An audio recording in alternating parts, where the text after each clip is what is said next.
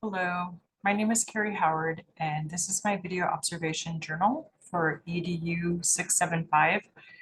This video journal is about conducting a functional behavior assessment for a student on the spectrum of autism.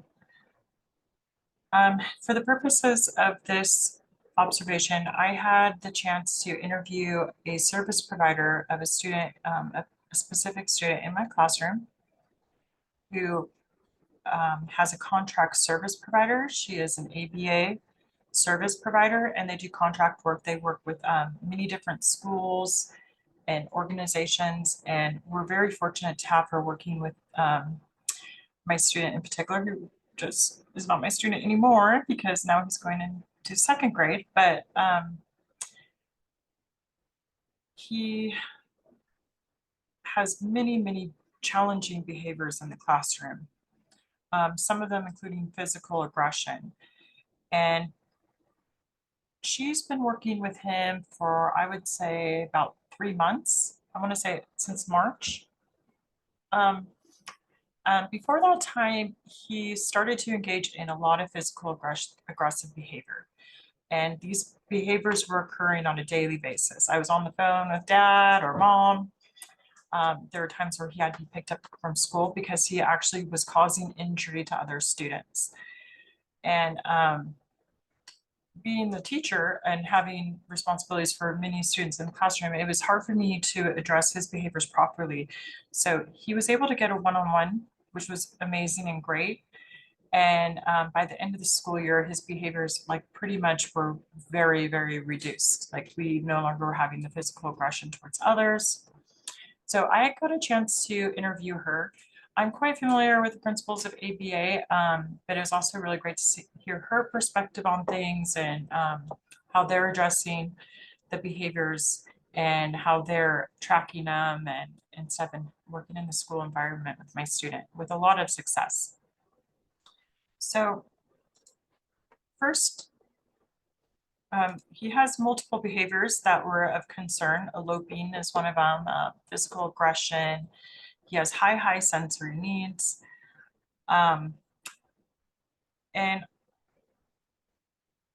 he also makes these really high pitched sounds. So, and it was one thing that was interesting to me was that they actually consider some of his verbalizations as a form of aggression towards others, because he would do it, I don't know, like to cause injury to other students, but he sometimes would make these high pitched sounds. So that type of behavior actually could have multiple functions. It could be a sensory.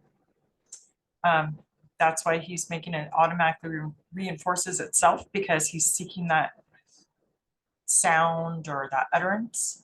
And I don't even know how he makes these sounds. They're really high pitched, and it's almost like a talent that he has these sounds, but they could be like ear piercing, just the volume level that they reach.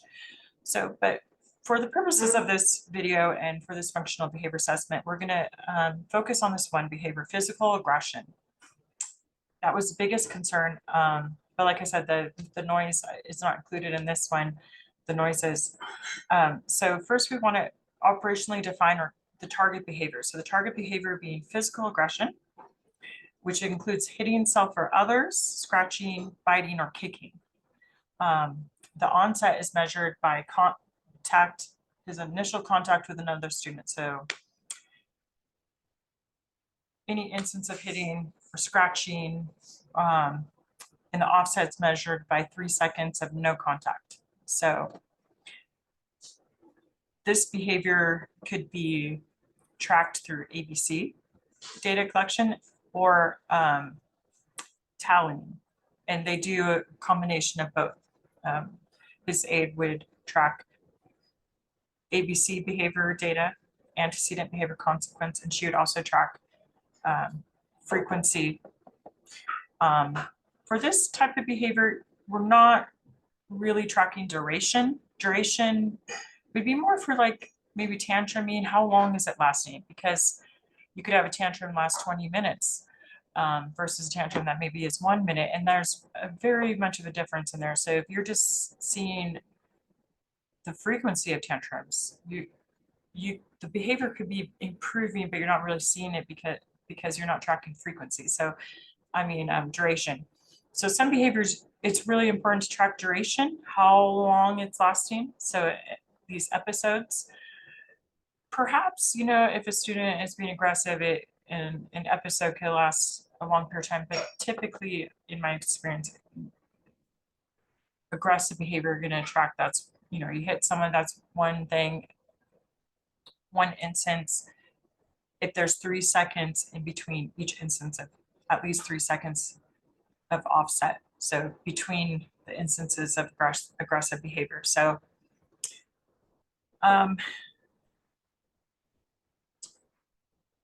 next,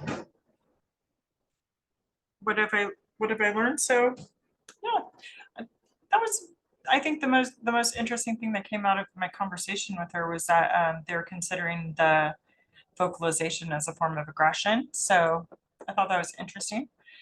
And I can see that it is, but then I was asking her, well, how do you know the difference between when he's doing it for aggressiveness and when he's doing it for sensory seeking? And she had a hard time answering that question. So, when we're targeting a behavior, understanding the function and what's driving that behavior, the reasons why that behavior is occurring, it is important because you're going to address it differently depending on why that behavior is occurring. So if the behavior is a sensory need,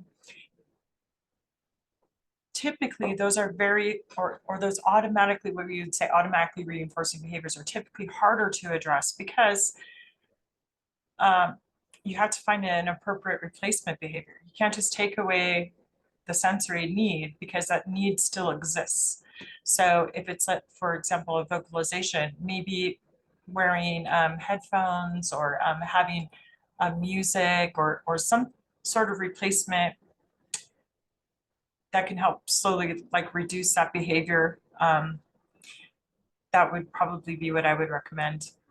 Aggressive behavior, understanding the function of why, usually comes down to communication needs or deficits, teaching the student to use their words, and we do a lot of SEL in my classroom too, social emotional learning. So we teach students how to express themselves. We teach them it's okay to be angry. Everyone gets angry. That's not bad. Being angry isn't bad, but having the right tools or expressing your anger, and you could say, I'm angry.